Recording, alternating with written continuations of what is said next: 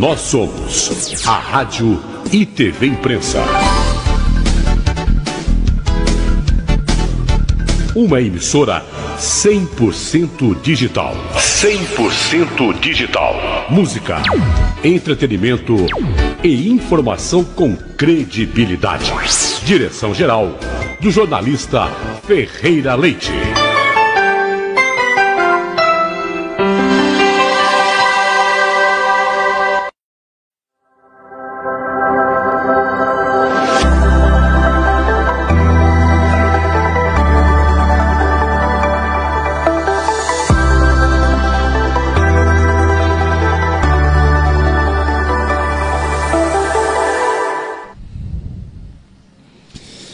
Alô pessoal, boa tarde a todos que nos ouvem e nos veem pelos canais de comunicação da Rádio e TV Imprensa, brilhantemente comandada pelo jornalista Ferreira Leite.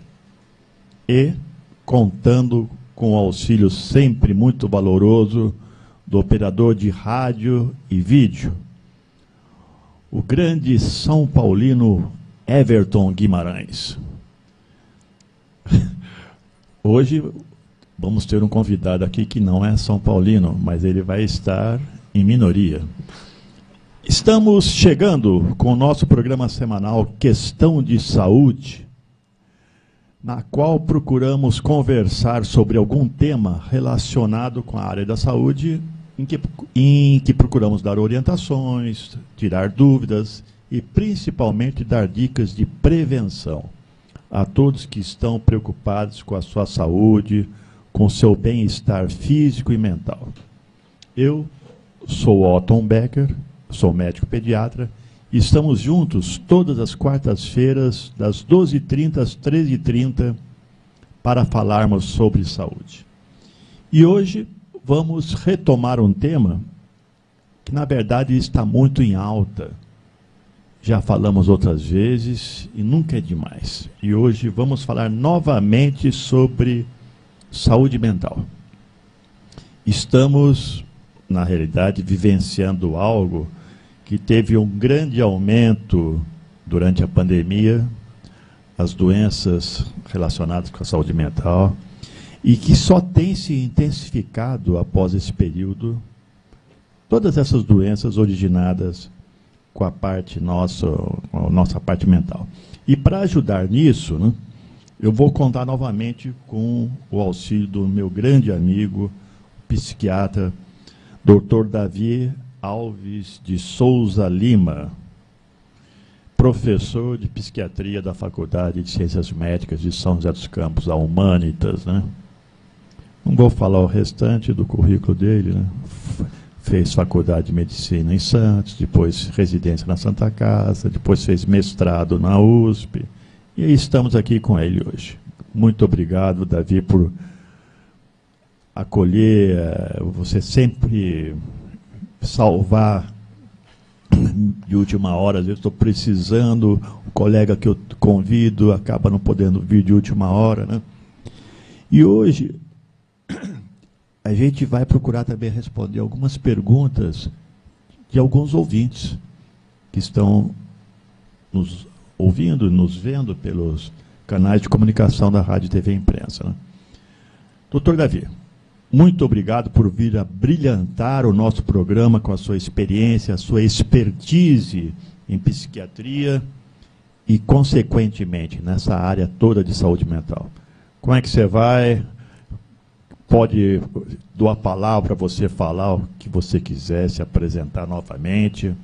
Não, obrigado, Nelton. Só agradecer aí o convite de estar aqui. Sempre é muito bom conversar sobre essas questões da saúde mental, porque realmente é um tema que é importante para a população em geral. E a gente sabe, né, que se a gente não tiver bem de saúde mental, as outras coisas acabam não caminhando bem. Então, é importante a gente ter um olhar diferenciado, não só para a saúde mental, mas para a saúde física, clínica do corpo também, né? Com certeza.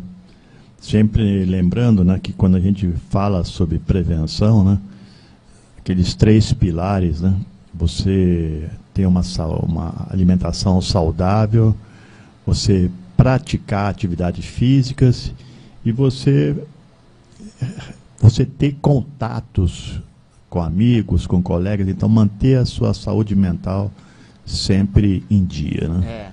Essa questão da socialização, você sabe que é interessante, né? A questão de ter amigos, socializar. Saiu uma pesquisa recentemente de alguns aspectos, né? Quais são os fatores modificáveis e fatores que você pode influenciar para você não ter um quadro demencial. E uma das questões que se coloca é justamente isso que você colocou, a questão da socialização, a questão de ter amigos.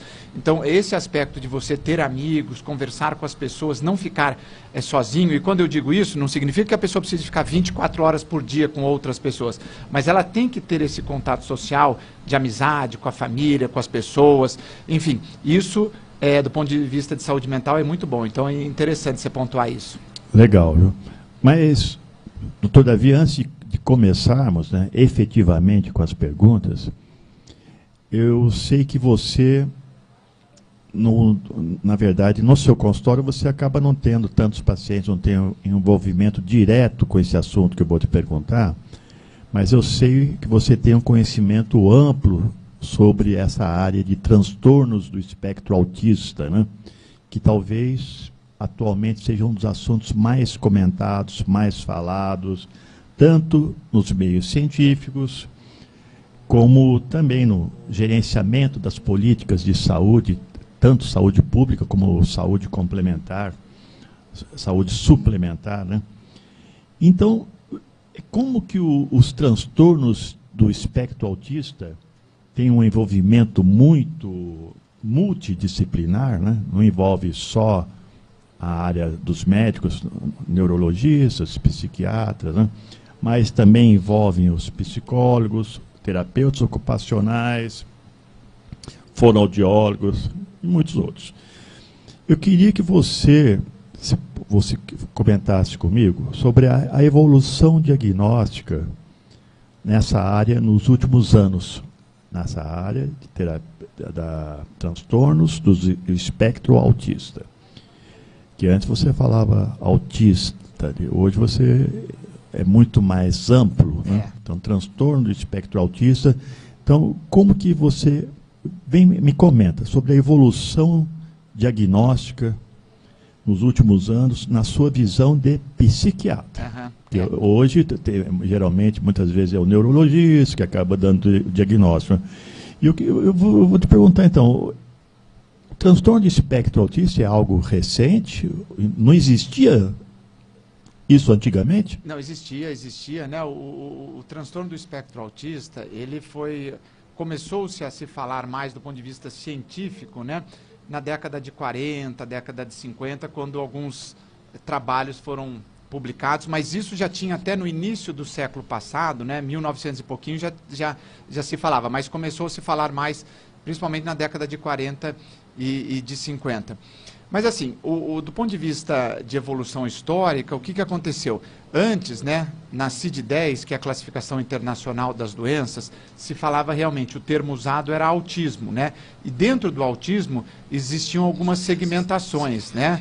Assim, autismo típico, autismo atípico, síndrome de Asperger e outras classificações. E agora com a nova classificação, tanto da CID-11 e o DSM-5, esse novo termo veio, né? Transtorno do espectro autista. Então, hoje se vê mais de uma maneira abrangente, e de certa maneira esse nome, transtorno do espectro autista, engloba todas as pessoas que têm algumas características, né? Quais são essas características? Primeira coisa que é importante, que assim, que o transtorno do espectro autista, o mais comum, o clássico, é que essas dificuldades e essas características, elas se iniciam normalmente na criança, né? Então, a criança com 1 ano, 2 anos, 3 anos, 4 anos, 5 anos, o pai e a mãe começam a perceber que algo está diferente. E o que o pai e a mãe percebem normalmente?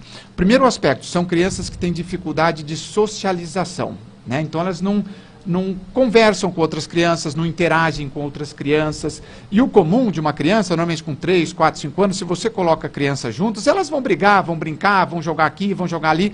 O autista, ele tende a ter muita dificuldade de socialização. O outro aspecto é a dificuldade na linguagem verbal e não verbal. Então, são muitas vezes crianças que têm dificuldade na fala, crianças que têm dificuldade de se colocar, e a comunicação não verbal também, porque é uma comunicação muito importante, né? Quando você está conversando com uma pessoa, a pessoa faz movimentos, ela te olha de uma certa maneira, ela te dá uma série de sinais que, mesmo ela não falando nada, você faz uma leitura do que está acontecendo. O autista tem, né, quem faz parte desse transtorno, né, do espectro autista, tem dificuldade, muitas vezes, em fazer essa leitura e tem dificuldade também na comunicação verbal. E o outro aspecto é relacionado a movimentos estereotipados, né? Muitas vezes são pessoas que têm alguns movimentos que podem se repetir, e isso acaba podendo atrapalhar a pessoa, e às vezes também são pessoas que têm alguns interesses restritos. Então o autista, às vezes, ele gosta só de uma determinada coisa, ou gosta só de brincar com o brinquedo tal, ou fazer determinadas coisas. Então esses três aspectos, de forma mais ampla, caracterizam o transtorno do espectro autista. Então, a gente tem que ver isso. E é muito importante a gente perceber que isso, normalmente, tem que começar na infância, né? Com 2, 3, 4, 5 anos de idade. Essas características a gente vai vendo. Porque existe também uma questão, que é uma discussão na psiquiatria, que muitas vezes, assim, a psiquiatria, né, a saúde mental, é uma área que realmente a discussão está sendo mais ampla, as pessoas estão falando mais, isso é muito bom porque é algo que é importante realmente. Mas às vezes também aparecem algumas questões relacionadas a um certo modismo, né? Então hoje, a pessoa, qualquer coisa, a pessoa é autista, é isso e aquilo. E não é bem assim, a gente precisa de ter uma série de parâmetros, como eu falei, né? Então precisa de ter uma avaliação, normalmente de um psiquiatra infantil, ou de um neurologista, né, que também lida com crianças, nessa área da pediatria, porque são os profissionais que normalmente têm mais conhecimento sobre essas questões.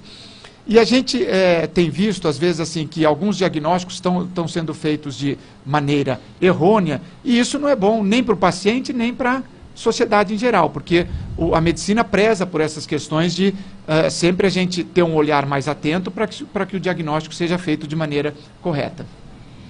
Que legal, sabe que já veio uma pergunta para a gente, da Ana Carolina, e ela pergunta, né, quais são os primeiros sinais do autismo que os pais devem observar? E como o diagnóstico precoce pode ajudar no desenvolvimento da criança? Muito boa pergunta. O diagnóstico precoce em qualquer doença dentro da área médica, medicina, é sempre o ideal, né? O ideal, na verdade, é você prevenir, é você não ter a doença. Mas quando você tem a doença, o quanto antes você descobre e começa a tratar, é sempre melhor, né?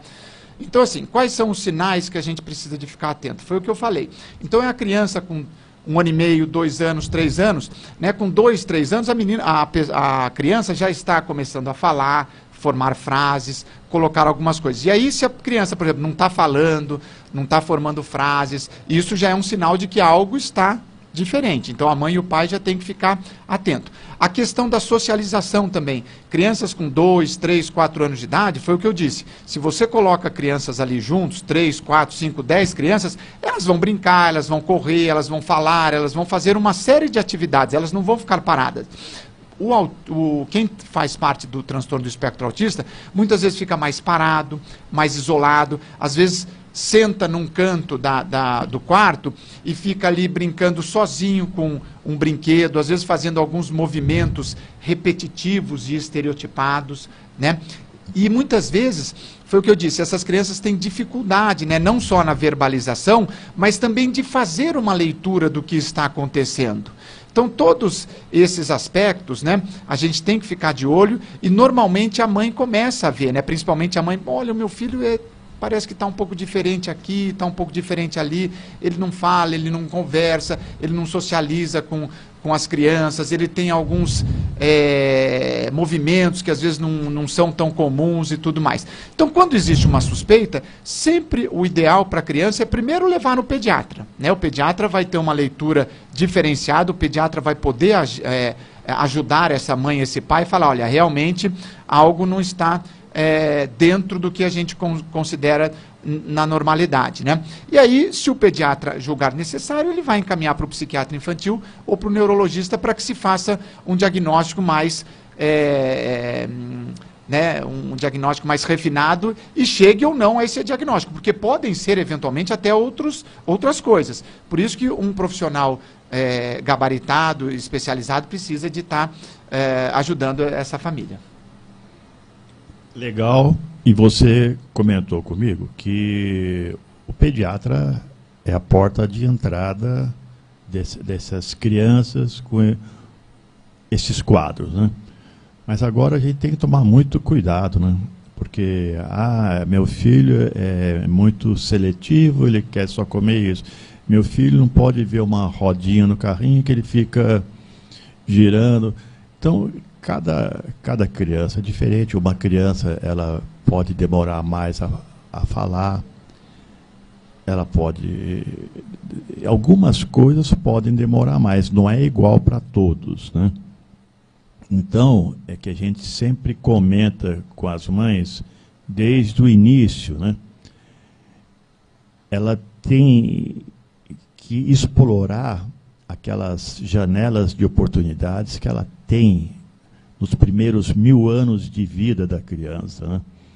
Então, e muitas, né, por exemplo, a área motora vai desenvolver mais rápido, e pode ser que a área da fala demore um pouco mais, dentro da normalidade. Uhum. Então, isso a gente tem que tomar muito cuidado para não criar também um estigma com a criança, né? Ai, coitadinho, tem isso, tem aquilo, que nem sempre corresponde à realidade, né? E uma coisa importante, você falou muito bem, viu, Atom? Porque, assim, o diagnóstico de autismo, né, do transtorno do espectro autista, não é um diagnóstico fácil de ser feito. Porque a gente tem que, muitas vezes, observar essa criança, não é numa consulta só, você tem que ter um olhar longitudinal. Não adianta você ver só a foto do que está acontecendo, você tem que ver o filme inteiro. E muitas vezes, para você ver o filme inteiro, demora 6 meses, 8 meses, 1 ano, para você ver se existe realmente um padrão de comportamento com todas as características que a gente disse, para você fechar um diagnóstico. Então, não é um diagnóstico simples de se fazer. E como você muito bem colocou, existem diferenças, né, no crescimento de uma criança, no aprendizado, e isso eventualmente pode ser outras coisas também, podem ser outras questões. E muitas vezes isso pode estar dentro até da normalidade. Então, a gente tem que tomar muito cuidado, porque hoje as pessoas estão com uma sede também de logo... terem uma resposta, e muitas vezes algumas pessoas estão sendo rotuladas com algum diagnóstico e depois a gente vê, olha, não era bem isso, né? Então a gente tem que tomar muito cuidado. Você sabe que esse assunto, esse tema, transtornos do espectro autistas, é algo para o dia inteiro para se conversar. E a intenção até de trazer um colega neurologista, um colega psiquiatra, uma psicóloga, talvez, para a gente poder fazer uma discussão sobre isso. Mas é um tema muito abrangente e é um tema que, não vou falar que está na moda, mas é um tema que tem chamado a atenção de todos, né? Preocupação para todo mundo. Eu recebi uma outra pergunta aqui, Vinícius Martins, né? E ele olha com... Não acredito, esses nossos ouvintes estão ficando muito chiques, rapaz. Ele pergunta assim, como o excesso de dopamina causado pelas redes sociais e vídeos curtos, né, pode impactar o equilíbrio químico do cérebro? Esse pessoal está muito chique, né? Primeiro, o que vem a ser a dopamina, né? E essa pergunta, se tem...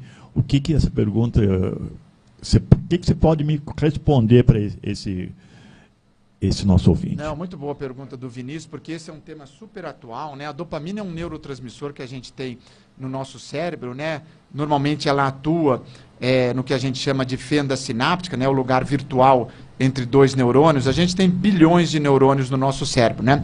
E a dopamina é um dos neurotransmissores. A gente tem outros neurotransmissores também, a serotonina, a noradrenalina, o GABA, enfim, uma série de neurotransmissores. Mas a dopamina especificamente, existe um sistema no nosso cérebro que se chama sistema de recompensa. O que é esse sistema de recompensa, né? É um sistema que ele atua no nosso cérebro gerando uma descarga de dopamina quando você faz coisas que são teoricamente, né, agradáveis, que você se sente bem.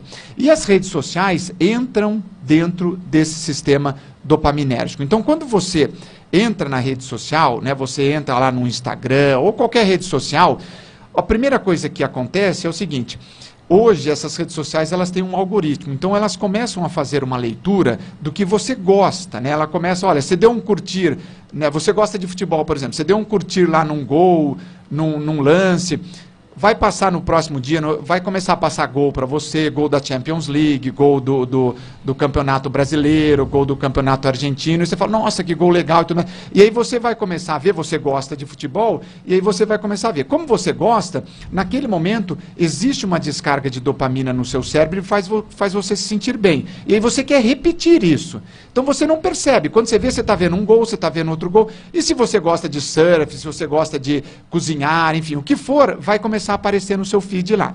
E aí você não percebe, você vai ficando meia hora, 1 hora, 2 horas e fica vendo esse aspecto. Isso não acontece só nas redes sociais, isso acontece também com a alimentação, né? Quando você come um doce, quando você come algo que você gosta, existe também uma descarga de dopamina no seu cérebro e você quer repetir normalmente essa conduta, né? Por isso que muitas vezes esse é um dos aspectos da dificuldade de se fazer dieta, porque você está gerando um bem-estar e você quer repetir. Claro que a questão da alimentação, existe toda uma questão neuroendócrina também, né? Relacionada a uma série de hormônios que são liberados, insulina, glucagon, enfim, é muito mais complexo, mas isso pode acontecer também. Questão da dependência química é o mesmo sistema, né? A dependência química também entra no sistema de recompensa. Então, quando a pessoa usa uma droga, momentaneamente ela se sente bem e gera uma descarga dopaminérgica. Por isso que é difícil também tratar dependente químico, porque ela quer voltar a sentir aquela sensação, né? Então tem uma série de aspectos que podem estar relacionados ao sistema de recompensa e as redes sociais entram nesse aspecto. E claro que os grandes grupos que conhecem isso acabam usando isso para ganhar dinheiro também. Então as pessoas não percebem. Você pega um celular e você começa a ver, você entra lá, quando você vê, você está vendo um monte de coisa que você gosta, mas no meio desse monte de coisas vem propagandas também, eles estão querendo te vender uma série de coisas e tudo mais. Então o sistema dopaminérgico dentro do sistema de recompensa é complicado e a gente tem que tomar muito cuidado, porque a gente entra nele sem perceber. Aí o pessoal fala mal, o subconsciente ficou impregnado com aquilo e você já quer usar aquilo, né?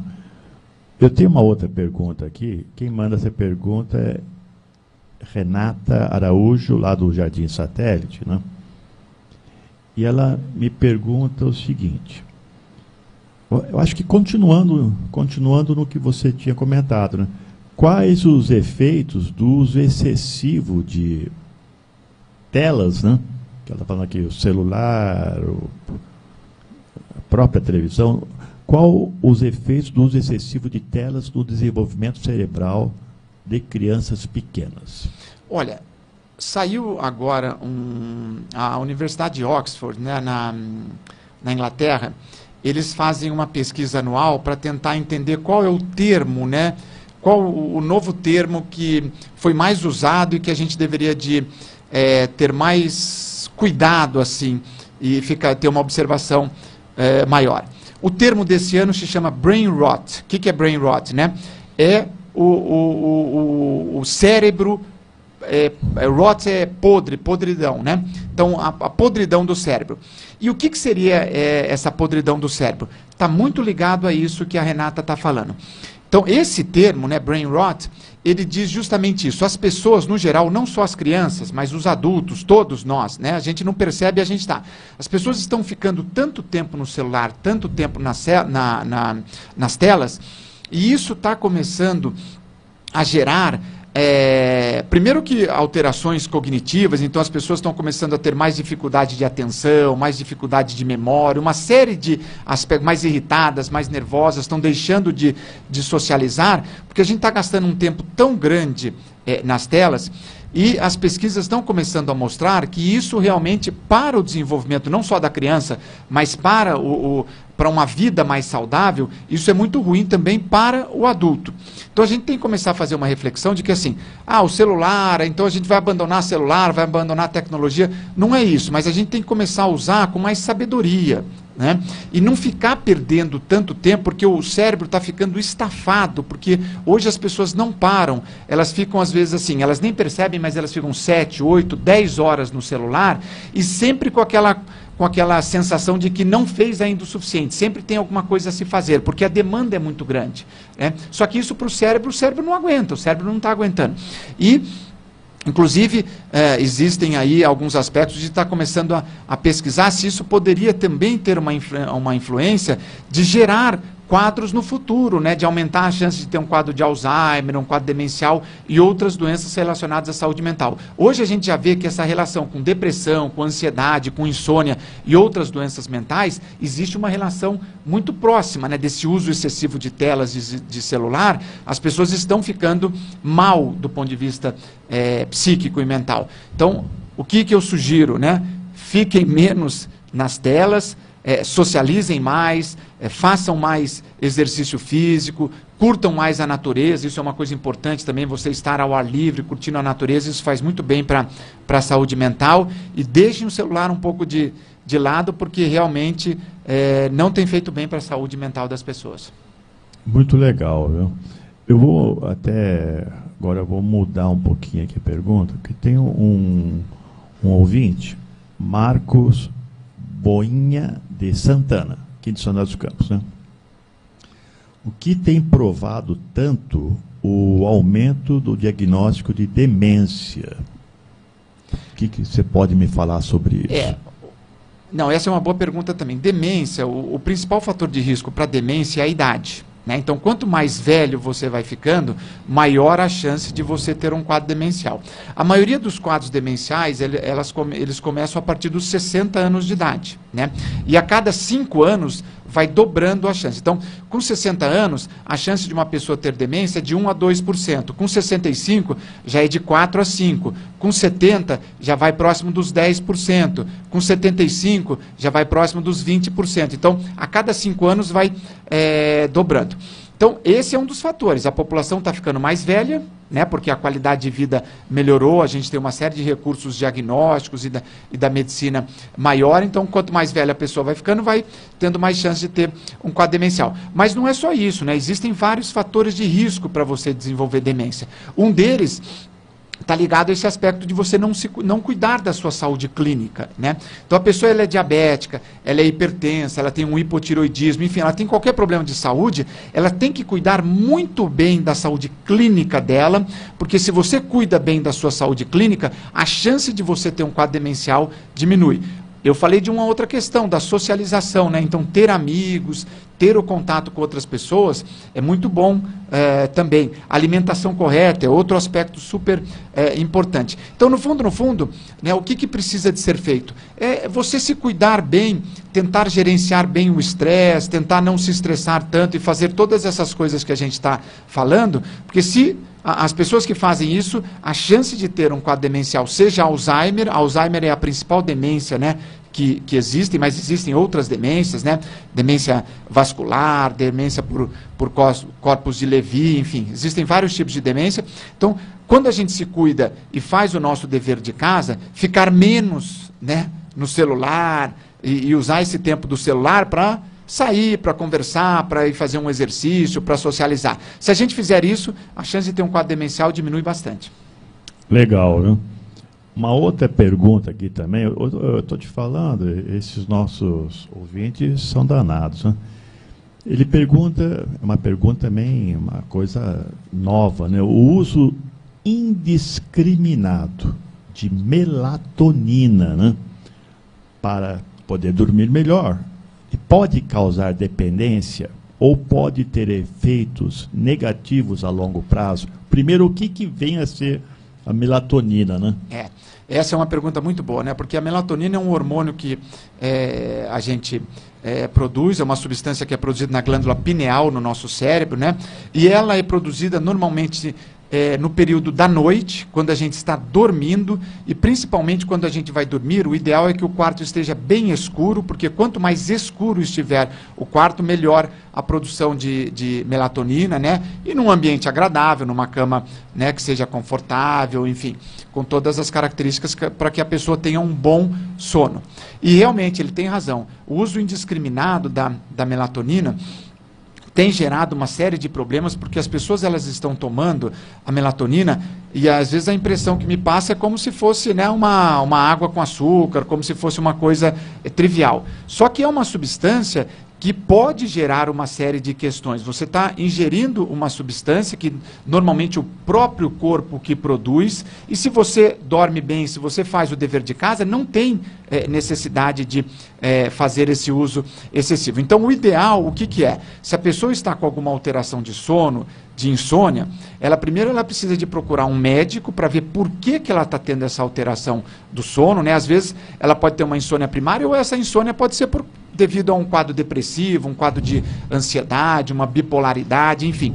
E aí o médico vai recomendar o melhor tratamento para que essa pessoa saia disso. E muitas vezes o melhor tratamento não significa que é medicação. Muitas vezes são mudanças no estilo de vida. Então é aquela pessoa que está sedentária, começa a fazer exercício. É aquela pessoa que não está se alimentando bem, começa a se alimentar bem. É aquela pessoa que não está tomando um pouquinho de sol, toma um pouquinho de sol. Enfim, a pessoa começa a se cuidar e muitas vezes somente essas atitudes já fazem com que o sono da pessoa melhore. Mas não se deve tomar não só a melatonina, como outras substâncias, sem uma boa orientação e um bom diagnóstico. Não é por tempo ilimitado, né? E parece também que o uso da melatonina tem algumas dicas, né?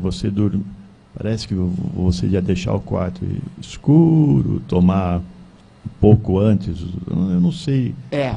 Como que você indica quando precisa? A melatonina é uma das medicações, uma das alternativas que você tem que pode ser usado para os quadros de insônia. Mas foi o que eu disse, você tem que ver por que a pessoa está tendo aquele quadro de insônia, né? A insônia, muitas vezes, ela acontece por si só, né? Então, às vezes, aconteceu algum estresse muito grande naquele momento, né? A pessoa está devendo, vou dar um exemplo aleatório aqui, está devendo um dinheiro lá para um amigo, né? E aí ele ia receber de um outro amigo aquele dinheiro e não recebe, e aí fica preocupada, eu estou devendo para o meu amigo. Aí fica 5, 10, 15 dias sem dormir porque está preocupado. Aí recebe de um amigo, vai lá e paga, resolve. Então é uma insônia pontual relacionado a algum estresse que aconteceu naquele momento e resolve. Se é uma insônia mais crônica, porque está acontecendo outras coisas, muitas vezes isso pode estar ligado a um aspecto, né, de um quadro depressivo, de um quadro de um transtorno de ansiedade, de uma bipolaridade, enfim, outras questões. E muitas doenças clínicas também podem gerar alteração no padrão de sono, né? Então, se a pessoa tem um DPOC, né, um enfisema pulmonar, ela muitas vezes não dorme bem. Se ela tem uma insuficiência cardíaca, isso pode gerar uma repercussão no sono. Enfim, vários aspectos podem. A própria hipertensão arterial pode gerar alteração no padrão de sono. Então, é muito importante que se faça um diagnóstico correto, e aí dentro desse diagnóstico você vai ter um parâmetro de que, olha, então nós vamos por esse caminho ou por esse caminho. A melatonina é uma das alternativas que você pode usar, mas você tem inúmeras outras alternativas para usar, muitas vezes até melhores, dependendo do diagnóstico que a pessoa tem. Que legal. Doutor Davi não é fraco, não. O pessoal tá mandando pergunta aqui, olha que legal, né? Maria Tereza de Azevedo, ela diz que sempre está ouvindo nosso programa. Agradeço muito, dona Maria Tereza, divulga para suas amigas, para os seus grupos. E ela faz uma pergunta muito interessante. Ela diz o seguinte: trabalho em turno noturno, já faz algum tempo, e dormir durante o dia tem sido para ela sempre um desafio. E ela sente que isso está prejudicando a sua saúde mental. Ela diz que fica mais irritada, apresenta dificuldade de concentração e, às vezes, até mesmo ansiedade. fica até ansiosa, né? Então ela pergunta assim: existe algo que eu possa fazer para lidar melhor com essa rotina e minimizar esses impactos, né? Maria Tereza, doutor Davi vai te responder. Boa pergunta, viu, Maria Tereza? O ideal, né, eu sei que é difícil porque existe uma circunstância financeira, todo um contexto aí, mas o ideal, eu te falaria como médico, que seria o seguinte: você deixar de trabalhar à noite e só trabalhar durante o dia. Esse é o cenário ideal do ponto de vista de saúde para o sono. Por quê? Porque o que acontece? O ser humano, ele foi feito para dormir à noite, né? E isso, do ponto de vista evolutivo, se você pegar o homem das cavernas, né, há 10 mil anos atrás, há 15 mil anos atrás, e mesmo você vai pegando do ponto de vista evolutivo, o homem sempre dormiu no período noturno. E até hoje é assim. Se você pega no Brasil, por exemplo, em locais onde não tem eletricidade, né? Tem locais no Brasil, você vai na roça, muitas vezes, tem locais que não tem eletricidade. Qual é a dinâmica, né, das pessoas? E a energia elétrica, não faz muito tempo que a gente tem energia elétrica no mundo, né? Faz o quê? 100, 150, 200 anos? Então, como era a rotina do homem, né, nos últimos milhares de anos? Sempre foi assim. A gente acorda quando o sol nasce e vai dormir quando o sol se põe. E isso acontece em muitos locais, né? Na roça, por exemplo, aqui no Brasil, acontece. Então, muitas vezes a pessoa acorda ali 4h30, 5 horas, 5h30, quando está amanhecendo, toma um café e já vai para a lavoura, já vai trabalhar 6, 7 horas da manhã, e finalzinho de tarde, quando é 4, 5 horas da tarde, já fez todo o trabalho, começa a voltar para casa, come alguma coisa, toma um banho, janta ali 6, 6h30, 7 horas, 7, 7h30, está começando a escurecer, a pessoa dorme, para acordar no outro dia, 4h30, 5 horas. Esse é o ideal, né? Isso é o ideal. Ah, mas a gente vive num mundo diferente. Eu entendo, né? Mas o fato da eletricidade ter surgido fez com que a gente tenha uma série de benefícios aí, né? Podemos assistir televisão, podemos ver isso, podemos ver aquilo, e isso acaba alterando o padrão de sono. Mas, assim, do ponto de vista de saúde, dormir à noite é muito melhor. Por quê? Eu já falei, a questão, por exemplo, da melatonina, ela é produzida quando a gente está dormindo num ambiente escuro, né? E para você dormir bem, normalmente você tem que estar num local onde não tem muito barulho. E durante o dia, normalmente está claro, obviamente, e tem mais barulho. Então, só por esses dois aspectos é melhor você dormir à noite. E o nosso relógio biológico, ele foi feito para dormir à noite. Então, o que eu poderia sugerir aí para a senhora, né? Se possível, né, tentar deixar de trabalhar à noite, e aqui eu faço um adendo, né? Tanto é que quem trabalha à noite tem a questão do adicional noturno, paga-se mais. Por quê? Por quê? Por insalubridade também, porque você trabalhar à noite, você está, de certa maneira, colocando a sua saúde também em jogo ali, porque não é o mais fisiológico. Então, assim, se a senhora puder mudar o horário, seria melhor. Se não conseguir mudar o horário,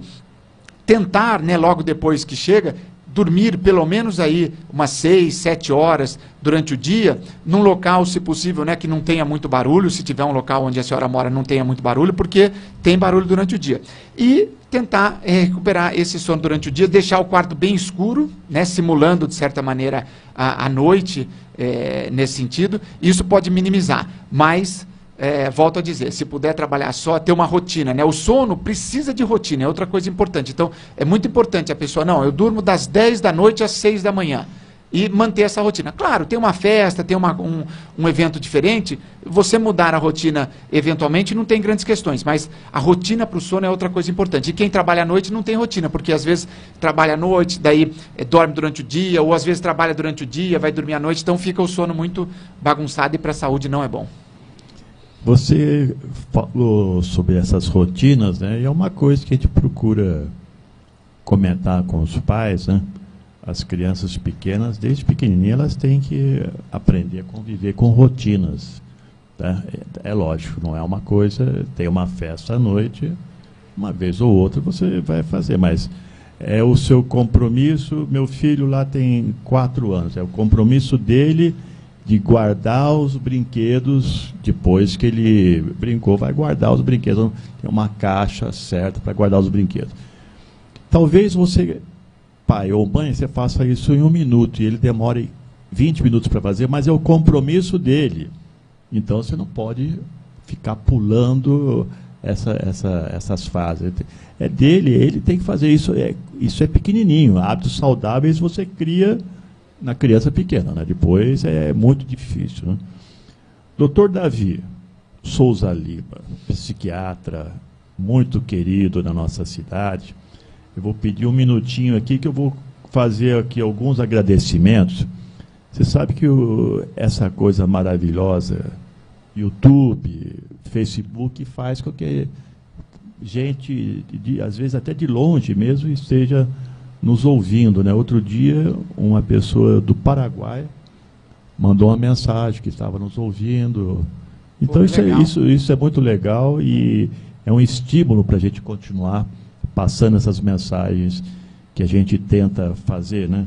Essas informações de qualidade, né? Esse mundo de fake news que a gente vive, a gente procura, tem que tentar ao máximo trazer informações de qualidade para quem está nos ouvindo, para quem está nos vendo aqui pela Rádio TV Impressa, né?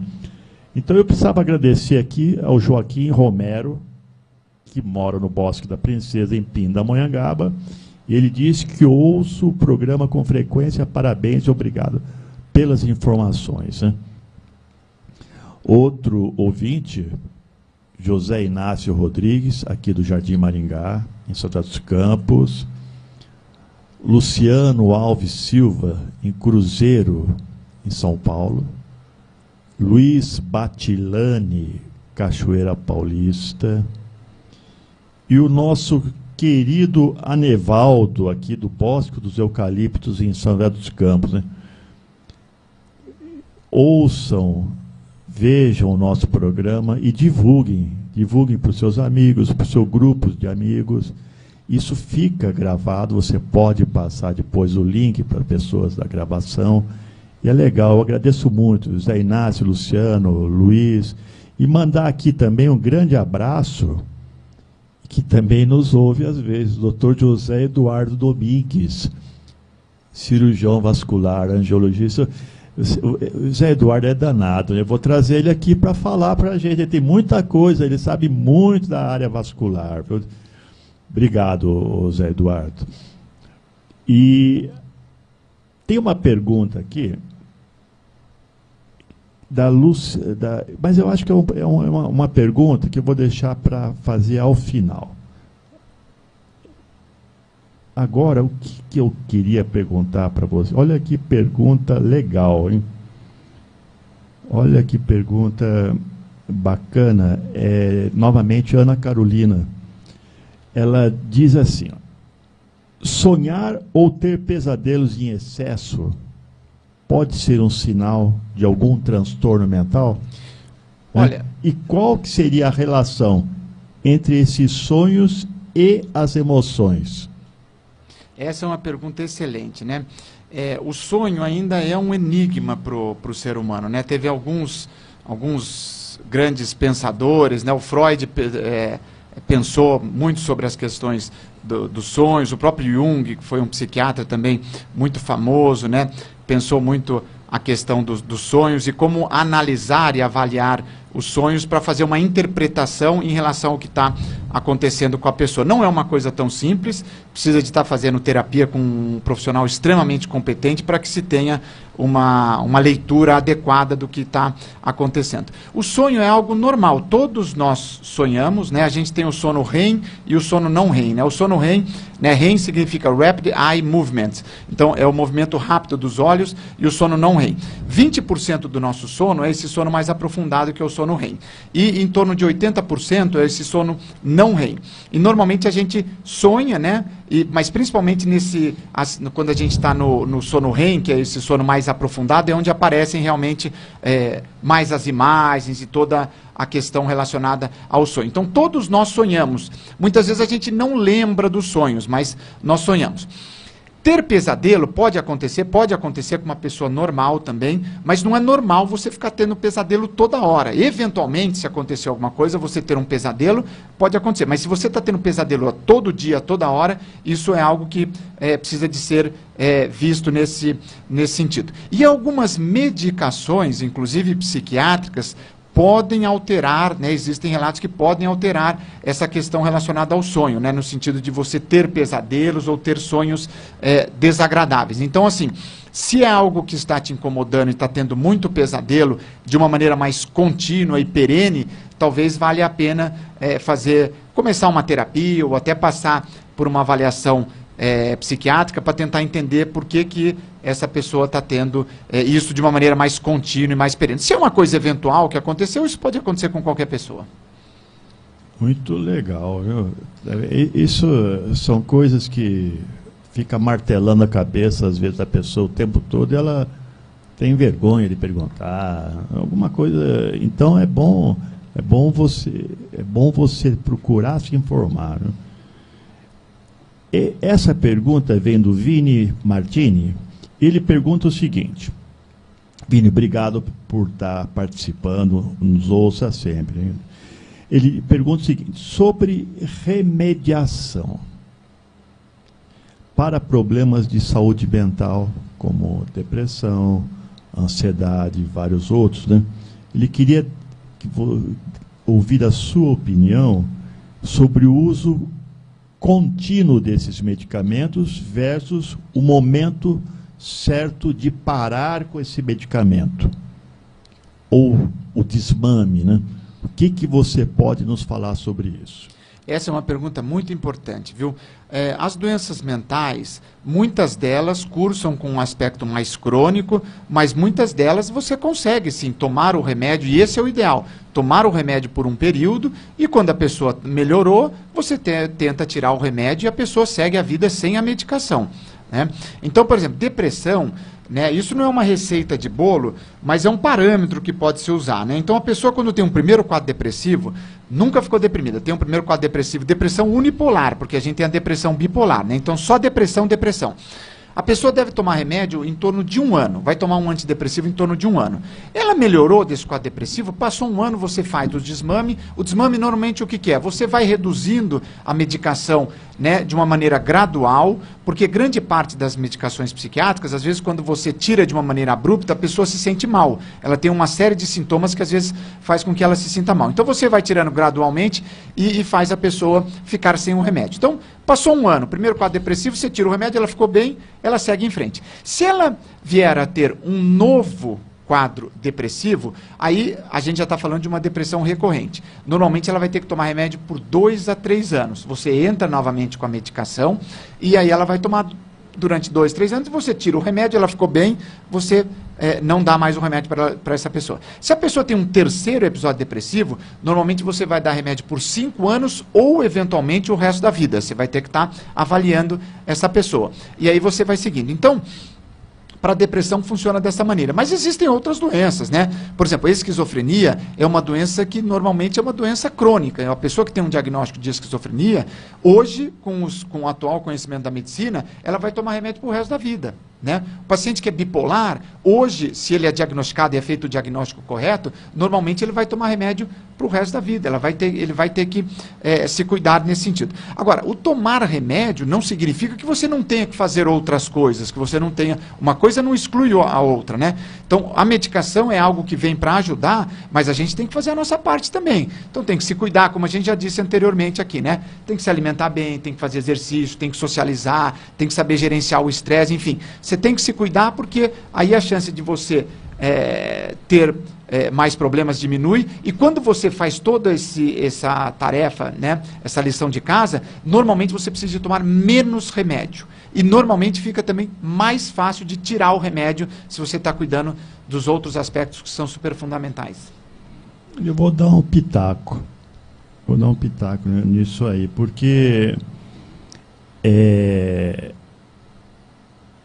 muitas vezes as pessoas que sofrem de doenças mentais, muitas vezes elas acabam também, não digo, não é lógico, não é assunto, mas elas acabam procurando manipular um pouco o seu médico, né? Isso é um complicante, né? Então,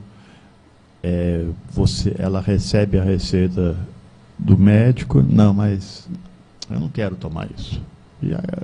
Então, é algo muito muito difícil, né, para quem está no consultório. Por isso que o legal da medicina é você fazer o ambulatório, fazer o consultório, é onde que você aplica todo o seu conhecimento, né? Mas eu não sei se eu exagerei nesse meu questionamento, né? Mas a gente percebe isso,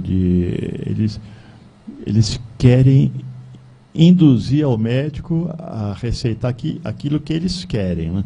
Então, você tem que ter uma paciência danada, explicar, comprovar o porquê daquilo, né? Para o paciente também se sentir seguro para fazer o tratamento da melhor maneira possível, né? E outra, lembrando também, né? O psiquiatra, né? Ele não é trocador de receitas, né? Não é o psiquiatra é só ele que tem determinado tipo de receita. Não é isso, né? Ele está lá para te ajudar, né? Não é... A psiquiatria, né, Elton, para você ser psiquiatra hoje, você precisa fazer 6 anos da faculdade de medicina e mais 3 anos de residência. Então, um psiquiatra, para ser um recém-formado em psiquiatria, são 9 anos de estudo. E você, na verdade, o médico em geral, né, qualquer especialidade, você não para de estudar, você tem que estudar a vida inteira. Mas isso, não só o médico, né, o bom profissional em qualquer área, né? Em qualquer área que você atue, para você ser um bom profissional, você sempre tem que estar se atualizando. Mas isso que você colocou é um aspecto importante, porque assim, o médico assistencial que está atendendo lá no consultório, a premissa que a gente tem é de que assim, o que o paciente está falando é verdade. A gente entra com essa premissa de que o paciente está contando a verdade para a gente, diferente do médico perito, porque o médico, quando está na função de perito, ele tem a função de tentar entender o que está acontecendo, e existe dentro da perícia médica um aspecto relacionado à simulação. Então, às vezes, o paciente ele simula alguma coisa para tentar ter um ganho secundário. Então, o perito ele tem uma visão diferente, mas o médico assistencial, que é a maioria dos médicos, ele tem uma visão de eu vou acreditar no que o paciente está falando, né? Quando o paciente não fala a verdade ou quer manipular, no fundo, isso é ruim para todo mundo, não só para o médico, mas principalmente para ele. Porque se você não passa uma informação correta para o médico, ele não vai poder dar o feedback melhor para você. Então, assim, quando isso acontece, o melhor é o paciente ser muito sincero com o médico. Olha, doutor, eu não acho que essa medicação não vai me fazer bem, eu já tomei, eu tive um efeito colateral X, Y, Z, será que a gente pode tentar uma outra alternativa e tudo mais? O médico está ali para te ajudar. Então, se o paciente já não ficou bem, acha que aquela medicação... Existem outras alternativas e aí, dentro da consulta, vai se tentar chegar a um caminho que seja bom para o paciente. Porque a função principal da medicina, a principal função do médico, não é ajudar a si próprio ou se gabar que é médico. Muito pelo contrário. A principal função do médico e da medicina é ajudar o paciente. Essa é a principal função. Exato. Então a gente está ali para ajudar o paciente. Alguma pessoa que está com alguma dificuldade e você, com todo o seu estudo, todo o seu conhecimento, você vai tentar de alguma maneira ajudar essa pessoa que está na sua frente.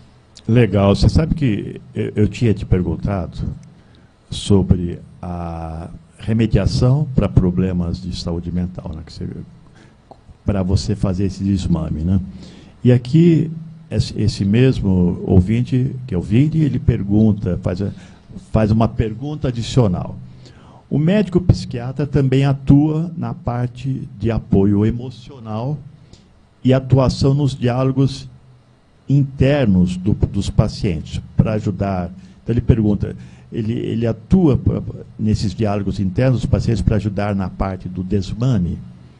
Muitas pessoas possuem uma dependência emocional com o remédio. E elas têm aquela sensação, elas acham que sem o remédio poderão voltar a piorar. É boa pergunta também. Existe sim, muitas vezes, uma questão emocional relacionada a isso, e existe uma questão da dependência mesmo, né? O uso de medicações, principalmente os benzodiazepínicos, né? O clonazepam, o diazepam, o alprazolam, o cloxazolam, enfim, são medicações que podem gerar dependência química. É o mesmo sistema de um paciente que tem problema com uma droga, assim como a maconha, a cocaína e tudo mais. O mesmo sistema em que sentido? Porque, assim, às vezes uma pessoa toma o clonazepam e ela se torna dependente dessa medicação. O que é a dependência química? Então, se você quer tirar o clonazepam, né, o diazepam daquele paciente, ele começa a ter sintomas de abstinência. Então, ele começa a tremer, ele começa a ter dor de cabeça, ele começa a ficar irritado, ele começa a ter uma tontura. Então, você tem que saber como fazer esse desmame, e tem a questão da tolerância também. Então, muitas vezes os pacientes começam a tomar esse remédio e às vezes, estou tomando um comprimidinho para relaxar e para eu dormir. Aí ele toma por 10 dias, por 15 dias, um comprimido não está fazendo mais efeito. Começa a tomar 2, 3, 4. Então, a gente tem que ver a questão da dependência química que pode acontecer, essa questão emocional a gente tem que também conversar com o paciente, e é função também do psiquiatra tentar entender, né, o psiquismo, o que está por trás daquele sintoma que está acontecendo com o paciente, porque se você faz esse aprofundamento e você entende por que o paciente está tendo uma série de sintomas, você vai, com certeza, fazer uma prescrição melhor para aquele paciente, você vai entender o problema de uma maneira mais profunda. E isso vai ser bom para o paciente, porque você vai ajudar ele de uma maneira mais clara. Muito bom. Agora, aqui vamos mudar um pouquinho aqui o rumo que a gente estava comentando, né? Olha que legal essa pergunta, né? Você vê como a psiquiatria é ampla, né? É um conhecimento muito amplo, não é muita coisa, você tem que ter um conhecimento muito grande, né? Aqui é a Bianca. Bianca diz aqui, eu sou a Bianca e tenho tanto medo de falar em público que já cheguei a passar mal. Ela pergunta, isso é algo que um psiquiatra pode ajudar? Pode ajudar, né? Porque existe o medo de falar em público é relativamente incomum, não é uma coisa simples aí, mas isso é uma fobia, né? Uma fobia específica, então a pessoa pode ter, mas isso é treinável também, viu, Bianca? Então assim, quando a gente tem um medo muito grande de algo, a gente tem uma tendência a querer se esconder e não enfrentar essa situação. Mas do ponto de vista de saúde mental, a melhor coisa que tem é você enfrentar isso. É difícil? Claro que é difícil. Então, você deve começar em primeiro falando assim, na frente do espelho mesmo. Olha, eu vou falar 5 minutos, 10 minutos, como se eu estivesse fazendo uma palestra de 10 minutos. E você vai e fala, né? Não vai ser fácil.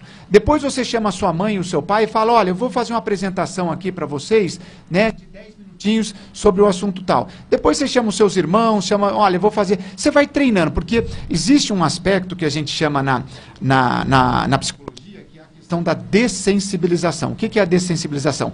Quando você tem um medo e você se expõe a esse medo, você, de certa maneira, você vai treinando o seu cérebro e mostrando para ele que, olha, eu tenho medo, mas... A primeira vez você vai sentir muito medo. Na segunda vez você vai sentir medo ainda, mas você vai sentir menos. Na terceira um pouquinho menos. E você vai fazendo isso com muita frequência, esse medo ele se transforma em algo controlável. Então essa é a melhor atitude. Agora, existem remédios também que podem ser eventualmente usados para situações específicas que fazem com que a pessoa fique mais tranquila e consiga enfrentar aquela situação.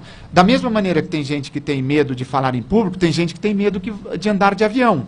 Mas aí a pessoa precisa de ir para a Europa, são 10 horas de voo. Como é que ela faz? Ela tem pavor de entrar no avião. Existem medicações que você pode dar para o paciente, onde ele entra mais tranquilo, mais calmo, então ele vai e dorme e tudo mais. Então, a gente tem que fazer essa avaliação. Muitas vezes o psiquiatra pode ajudar e muitas vezes a psicoterapia também pode ajudar muito. Muito legal. Dr. Davi Alves de Souza Lima, psiquiatra. Rapaz, hoje o programa foi muito gostoso, muito legal. Estou aqui recebendo elogios. E foi muito proveitoso também. Com certeza quem nos ouviu, quem ouviu as palavras do Dr. Davi, tirou alguma coisa, que vai servir para a sua vida. Viu? Davi, infelizmente nós temos um tempo limitado, né? Vamos ter que ficar por aqui, mas antes eu tinha comentado, tinha uma pergunta, agradeço muito a pergunta. Lúcia Helena Gabo, aqui do Jardim das Indústrias, ela pergunta assim, Dr. Otton, como estão as condições da clínica Francisca Júlia em São José? O tratamento é eficiente? Eu, particularmente, não me aposentei no serviço público, não tenho tido um contato tão frequente, né?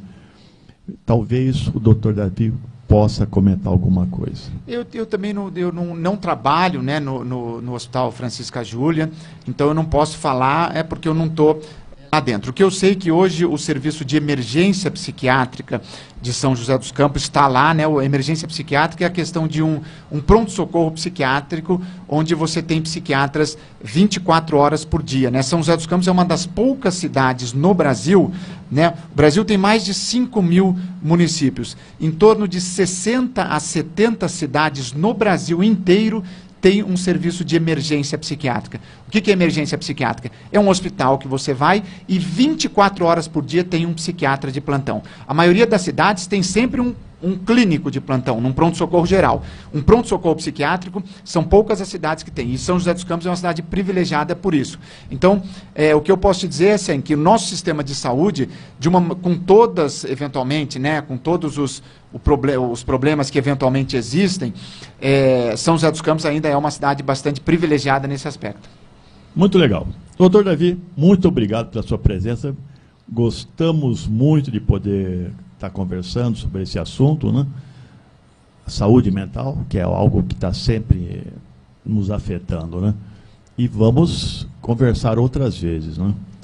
E muitas vezes você que vai estar comandando aqui no meu lugar, né? Você vai trazer também alguém da sua, que você sabe que traga para a gente informações importantes, informações de qualidade. Ficamos por aqui, agradecemos a todos. Quarta-feira que vem, 12h30, estamos aqui de volta. Obrigado, até lá.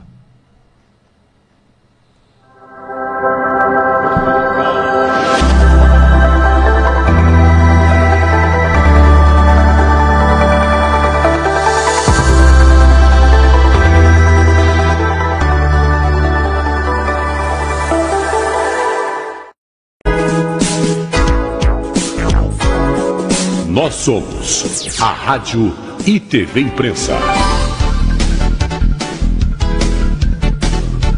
Uma emissora 100% digital. 100% digital. Música, entretenimento e informação com credibilidade. Direção-geral do jornalista Ferreira Leite.